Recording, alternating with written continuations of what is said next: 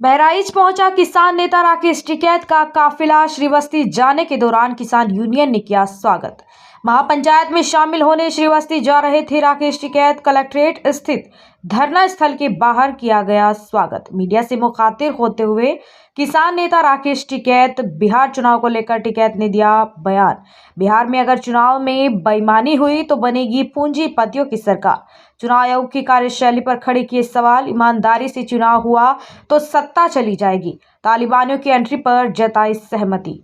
मायावती की लखनऊ रैली को लेकर दिया बयान। मायावती विपक्ष में रहकर विपक्ष से लड़ रही है। राकेश टिकैत आजम खान को भ्रष्टाचार में नहीं फंसा पाए तो मुर्गी चोरी में फंसा दिया।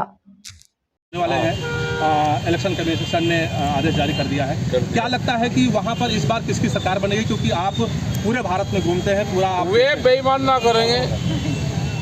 बेईमान ना होगा तो सरकार बेईमानों की बनेगी, पूंजीपतियों की जी। और ईमानदारी से हो जाएगा तो ये चले जाएंगे। क्या लगता है वहाँ गठबंधन को तो लड़ाएंगे आपस में। अच्छा, जिनका गठबंधन होना था उन्हें तो राइड करवाओगे ना। जैसे लखनऊ में मायावती जी रैली करेगी, है विपक्ष में और लड़ाई विपक्ष से ही कर रही, उनसे कर रही जिनकी सरकार है। जी। तो भाई राड बिराड ये घर में भी राड करवावे, हमारे संगठन में भी करवावे, कई संगठन बनवा दिए। ये तो राड वीर है। आजम खां बाहर निकल करके आए हैं, वो कह रहे हैं कि अब तो मुझे मुर्गी चोरी और बकरी चोरी का जुर्माना अपना घर बेच करके देना पड़ेगा। क्या लगता है? हाँ नहीं, बिल्कुल ठीक कह रहा हूँ भाई। उसने क्या बकरी चोरी करी, उसने मुर्गी चोरी करी, लेकिन मुकदमा मुर्गी चोरी में 23 महीने जेल में रहा। तो किस पे क्या लगाना इन्हें, क्योंकि उसमें भ्रष्टाचार का तो नहीं लगा पाए तो मुर्गी चोरी का लगा दिया। आपका एक स्टेटमेंट आया था जिसमें क्या आया बता क्या आया? आपका एक स्टेटमेंट आया था जिसमें आपने लाहौरी नमक को लेकर सवाल उठाया था। क्या बताना चाहेंगे? आप बताओ क्या बताना चाह रहे? खा रहे लाहौरी नमक, उन्हीं के खिलाफ हो भाई। हिंदू मुस्लिम की बात करें, लाहौरी नमक सारे फास्ट में लाहौरी नमक का इस्तेमाल कर रहे। तो तालिबान के अफगानिस्तान के विदेश मंत्री आए, उन्होंने बात बिल्कुल ठीक करी। उन्होंने कहा कि बाघा बॉर्डर खुलना चाहिए।